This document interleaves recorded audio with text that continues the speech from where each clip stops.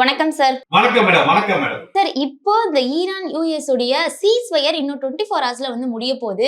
So இப்போ என்ன condition sir 2 சைட்லயுமே இருக்கு? ஆக்சுவலா நமக்கு தெரிஞ்ச விஷயம் தான். இந்த போர் ஒரு தீவிரமா போய்கிட்டு இருந்த போர் நடுவுல ஒரு 12 நாள் சமாதான உடன்படிக்கையை கையெழுத்தாச்சு. ஈரானுக்கும் யுஎஸ் நடுவுல அதன்படி ஒரு 12 நாள் போர் நிறுத்தத்தை அறிவிச்சுட்டு இவங்க பேச்சுவார்த்தையில் ஈடுபட்டு இருந்தாங்க.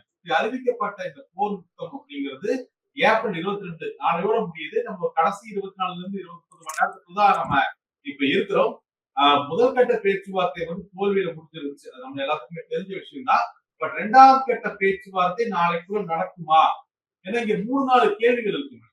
ஃபர்ஸ்ட் கேள்வி என்னன்னா, முதல்ல நாளைக்குள்ள 2ஆம் கட்ட பேச்சுவார்த்தை நடக்குமா அப்படிங்கிறது. சப்போஸ் பேச்சுவார்த்தை நடந்துச்சுன்னா ஓகே. நடக்கல அப்படிங்கிற பட்சத்துல இந்த அமைதி உடன்படிக்கை எக்ஸ்டெண்ட் ஆகுமா? 22ஆம் தேதியிலிருந்து இன்னொரு 5 நாள், 6 நாள் அல்லது ஒரு வாரத்துக்கு ஈரானும் யுஎஸும் இந்த சீஸ்ஃபயர் அக்ரிமெண்ட்டை எக்ஸ்டெண்ட் பண்ணுவாங்களா அப்படிங்கிற 2வது கேள்வி. அப்படியே எக்ஸ்டெண்ட் பண்ணல.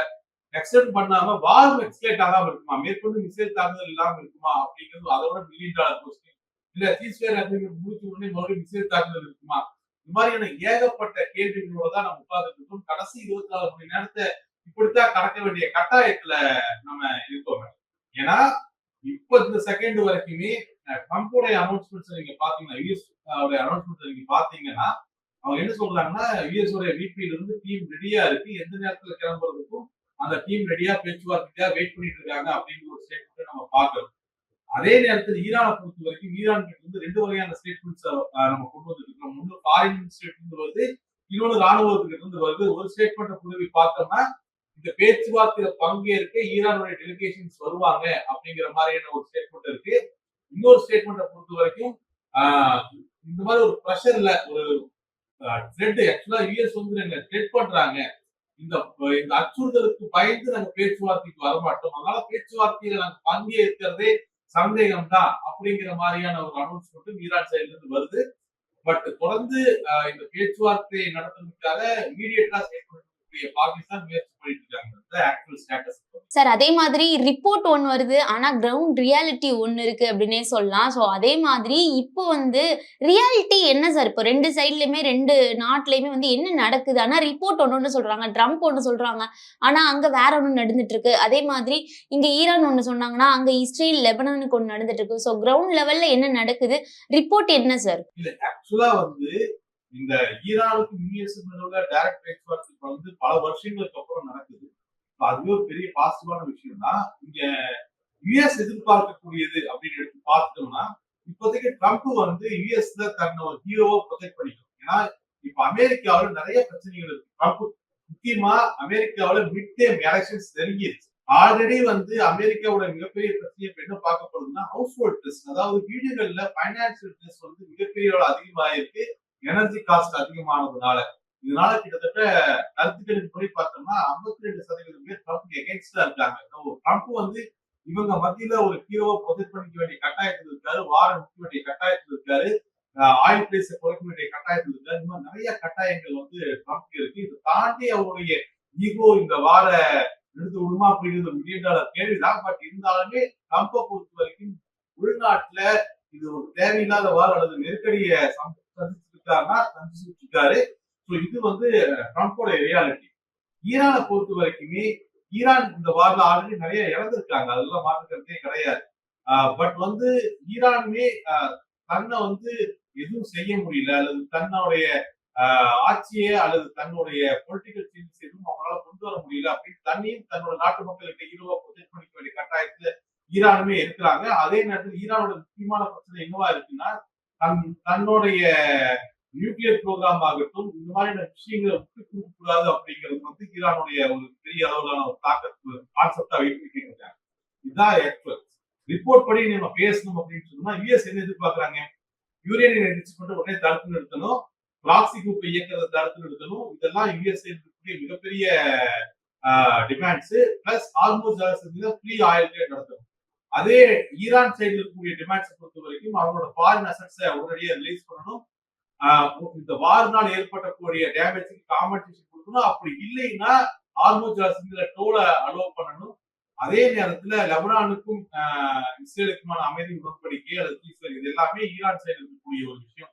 இதுல எங்க ரெண்டு பேரும் மிகப்பெரிய மோதினாங்க அப்படின்னு சொன்னா நியூக்ளியர் என்ரிச்மெண்ட்லயும் ஆர்மோ ஜலசந்தியில கூழ் அமைக்கிறது அல்லது அந்த காம்பன்சேஷன் ப்ரொவைட் பண்றது, இந்த ரெண்டு விஷயம் தான் இப்போதைக்கு இதுவரை இருக்கக்கூடிய விஷயம். மற்றபடி ஃபாரின் அசெட்ஸ் ரிலீஸ் பண்றதுல யூஎஸ் ஓரளவுக்கு இலக்கமாக தான் போறாங்க அப்படிங்கறத பார்க்க முடியுது. இதுதான் ரியாலிட்டி மேடம், இதுதான் ரிப்போர்ட்டும் கூட. சோ இது அடுத்த 24 மணி நேரத்துல பேச்சுவார்த்தை நடந்துச்சு அப்படின்னு சொன்னா மார்க்கெட்ல இன்னும் ஒரு பாசிட்டிவான மூமெண்டமாகவும் இந்த வாரம் எக்ஸ்பெக்ட் பண்றதுக்கு யாரும் விரும்பல அப்படிங்கறதையும் மார்க்கெட் முடிவு. சார் இப்போ எல்லாருக்குமே தெரிஞ்சிருச்சு இப்போ இந்த சீஸ்வயர் இந்த 2 வீக்ஸ்க்கு போட்ட இந்த சீஸ்வயர் இன்னும் 24 ஹவர்ஸ்ல வந்து முடிய போகுது அப்படின்னு சொல்லிட்டு, ஸோ இதனால க்ரூட் ஆயிலோட பிரைஸ் ஏதாவது இம்பாக்ட் இருக்குமா சார்? நார்மலா க்ரூட் ஆயில் வந்து என்ன மாதிரியான இம்பாக்ட சந்திக்கும்? ஆக்சுவலா நீங்க ஓவராலா பாத்தீங்க அப்படின்னா க்ரூட் ஆயில் ஓரளவுக்கு ஒரு அமைதியான சூழ்நிலையில தான் இருக்கு. ஏன்னா இது வந்து ஒரு 24 ஹவர்ஸ் கேம். இது 24 ஹவர்ஸ்ல க்ரூட் ஆயிலோட பெரிய இன்க்ரீஸ் ஆச்சுன்னா நிறைய பேர் ட்ராப் ஆயிருவாங்க. ரெண்டாவது பேச்சுவார்த்தை 24 மணி நேரத்துல நடந்திருக்கக்கூடிய வாய்ப்பு இருக்கு அப்படிங்கிற பட்சத்துல க்ரூட் ஆயில் கடைசி 24 மணி நேரத்துல ஹை பிரைஸ் கொடுத்து வாங்குறதுக்கு எந்த நாடும் தயாரா இருக்காது. ட்ரேடர்ஸும் அதை விரும்ப மாட்டாங்க. அதனால க்ரூட் ஆயில் வந்து அடுத்த 24 மணி நேரத்துக்கு ஒரு கன்சால்டேஷன் ஜோன்ல இருக்கிறதுக்கான வாய்ப்புகள் தான் அதிகமா இருக்கு. 24 மணி நேரம் கழிச்சு இந்த வாரம் எக்ஸ்டெண்ட் ஆகும், இந்த வாரம் உற்பத்தி முடியாது, இந்த மாதிரியான நியூஸ்ல ஏதாச்சும் வர்ற பட்சத்துல தான் க்ரூட் ஆயில் ஏற ஆரம்பிக்கும். இல்ல ஒரு பாசிட்டிவான மூமெண்டம்னா இப்போங்கிறதுலாம் இல்ல, அடுத்து இந்த சமாதானம் உடன்படிக்கை இருக்கு இல்லையா, சீஸ்ஃபயர் அக்ரிமெண்ட் இருக்கு இல்லையா, அது ஒரு கொஞ்ச நாள் எக்ஸ்டெண்ட் ஆனாலும் கூட க்ரூட் ஆயில் வந்து பீரியடோட கரெக்ட் ஆகிறதுக்கான வாய்ப்புகள் இருக்கு. இல்ல யூஎஸோட நேவி பிளாக்கெட்டை யூஎஸ் ரிமூவ் பண்ணாலும் வாய்ப்புகள் இருக்கு. ஒரே ஒரு விஷயம், க்ரூட் ஆயிலோட விலை மறுபடியும் ஏற்கணும்னா இந்த வார் இப்போதைக்கு முடியாதுன்னு நினைக்கிறேன். பட் நீங்க கேட்டதை பொறுத்த வரைக்கும் அடுத்த 24 மணி நேரம் ரொம்ப குரூஷியலான அமைக்கிறதுனால கன்சல்டேஷன் போர்ட்ல மார்க்கெட் சார் க்ரூட் ஆயில் பத்தி பார்த்தோம். இப்போ நெக்ஸ்ட் வந்து கோல்டோட பிரைஸா இருக்கட்டும், கோல்டு மார்க்கெட்ல எந்த அளவு இம்பாக்ட் இருக்கும், அதே மாதிரி ஸ்டாக் மார்க்கெட்ல இதனால என்ன மாதிரியான இம்பாக்ட் வரும் சார்? இப்போ சீஸ்ஃபயர் முடிய போகுது, சோ இதனால என்ன மாதிரியான இம்பாக்ட் வரும் சார்? இல்ல கோல்டுமே கிட்டத்தட்ட ஒரு ஸ்லைட்லி பேக் டு பாசிட்டிவ் தான் இருக்கு. ஏன்னா சப்போஸ் வார் வந்து எக்ஸ்டெண்ட் ஆகும் அப்படிங்கிற மாதிரி இருந்துச்சுன்னா பெருமளவோட ஃபண்ட் வந்து யூஎஸ்டி அதாவது பங்குச்சந்தையிலிருந்து மார்க்கெட்டை நோக்கி அது கோல்டு நோக்கி நகரக்கான வாய்ப்புகள் அதிகமா இருக்கு. அடுத்த 24 மணி நேரத்துல வார் எக்ஸ்டெண்ட் ஆகும் அப்படின்னு தோணுச்சுன்னா, அல்லது வார் எக்ஸ்டெண்ட் ஆகும் அப்படிங்கிற சூழ்நிலை ஏற்பட்டுச்சுன்னா கோல்டோட விலை ஏறும். அது வரைக்கும் அவசரப்பட மாட்டாங்க. ஏன்னா கோல்டுமே ஆல்ரெடி ஒரு மிகப்பெரிய ரேலியை முடிச்சுட்டு இப்போ 2 மாசமா தான் அதை ரெஸ்ட் எடுத்துருக்கு கன்சால்டேஷன் கோல்டு.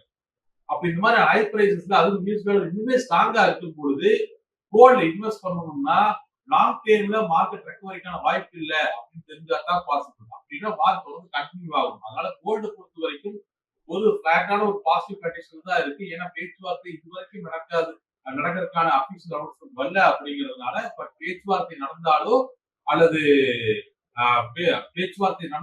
வார் நின்றாலும் கோல்டு மேற்கொண்டு ஏறது சிரமம் தான் மேடம். மேற்கொண்டு கோல்டு வந்து அந்த அளவுக்கு ரேலி இருக்காது. பட் போர் கண்டினியூ ஆகுங்கிற பட்சத்துல கோல்டு ஒரு பாசிட்டிவ் மூமெண்ட்டை நம்ம எதிர்பார்க்கலாம். ஸ்டாக் மார்க்கெட்டை பொறுத்த வரைக்கும் ஓரளவுக்கு பாசிட்டிவா தான் ஸ்டாக் மார்க்கெட் இருக்கு. அதுக்கு முக்கியமான காரணம் ஸ்டாக் மார்க்கெட் வந்து வார் இதுக்கு மேல எக்ஸ்கலேட் ஆகாது.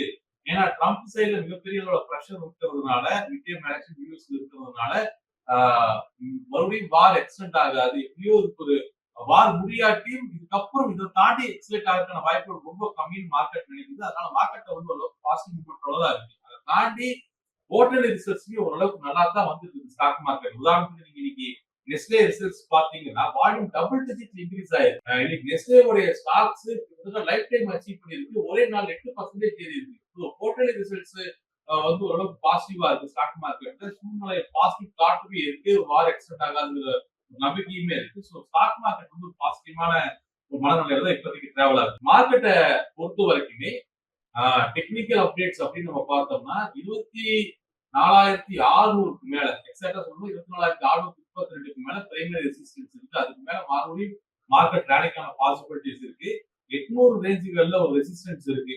800 ரேஞ்சுகளை பிரேக் பண்ணா மறுபடியும் அடுத்த ரேலிக்கான பாசிபிலிட்டிஸ் மார்க்கெட்ல இருக்கு. இங்கெல்லாம் ரெசிஸ்டன்ஸ் இருக்கு. சப்போர்ட் அப்படின்னு நம்ம பார்த்தோம்னா 24,588 ஒரு சப்போர்ட் இருக்கு. அதுக்கு கீழே நீங்க வந்தீங்கன்னா 24,062 ஒரு மேஜர் சப்போர்ட் இருக்கு. 24,332 ஒரு சப்போர்ட் இருக்கு. இதெல்லாம் முக்கியமான சப்போர்ட் மார்க்கெட்ல. சரி, இன்னைக்கு ஏப்ரல் 21 இன்னைக்கு சிச்சுவேஷன், அதாவது இந்த சீஸ்ஃபயர் முடிய போகுது அதுக்கான சிச்சுவேஷனா இருக்கட்டும். இன்னைக்கு நார்மலா ஏப்ரல் 21 மார்க்கெட் நம்மளுடைய நிஃப்டி அண்ட் சென்செக்ஸ் கூடிய பெர்ஃபார்மன்ஸ் எப்படி இருக்கு? இதனால ஏதாவது இம்பாக்ட் இருக்கா சார்? இன்னத்த மார்க்கெட்டை பொறுத்த வரைக்குமே நல்ல ஒரு பாசிட்டிவ் மூமெண்டமா தான் இருந்துச்சு. சோ நான் பேசின மாதிரி இன்னைக்கு மார்க்கெட் பாசிட்டிவ் மூமெண்ட் இருந்ததுக்கு 2 காரணம். ஒண்ணு, ஹோட்டல் ரிசல்ட்ஸ்ல நிஃப்டி 50 முக்கியமான ஒரு கம்பெனியா கருதப்படுற நெஸ்டே மிகப்பெரிய அளவு நல்ல ரிசல்ட்ஸ் கொடுத்திருந்தாங்க. லைஃப் டைம் அச்சீவ் பண்ணிருக்கு. 2வது, வார் மேற்கொண்டு எக்ஸ்கலேட் ஆகாது அப்படிங்கிற ஹோப்பும் இருந்துச்சு. சோ இன்னைக்கு நிஃப்டி அண்ட் சென்செக்ஸ் வந்து நல்லா பர்ஃபார்ம் பண்ணி அதோட ரெசிஸ்டன்ஸ் நம்ம நேற்று போஸ்ட் மார்க்கெட் டிஸ்கஸ் பண்ணியிருந்தோம் 24,558 அப்படின்னு சொல்லக்கூடிய மார்க்கெட்டோட ரெசிஸ்டன்ஸை அச்சீவ் பண்ணிருக்கு. நீங்க அடுத்த ரெசிஸ்டன்ஸை பிரேக் பண்ணும்போது ஃப்ரெஷ் ரேலி நம்ம பார்க்கறதுக்கான வாய்ப்புகள் இருக்கு. இப்போதைக்கு என் டெம்பரரி சப்போர்ட் வந்து 24,332 24,252 இருக்கு. Thank you sir. தேங்க்யூ.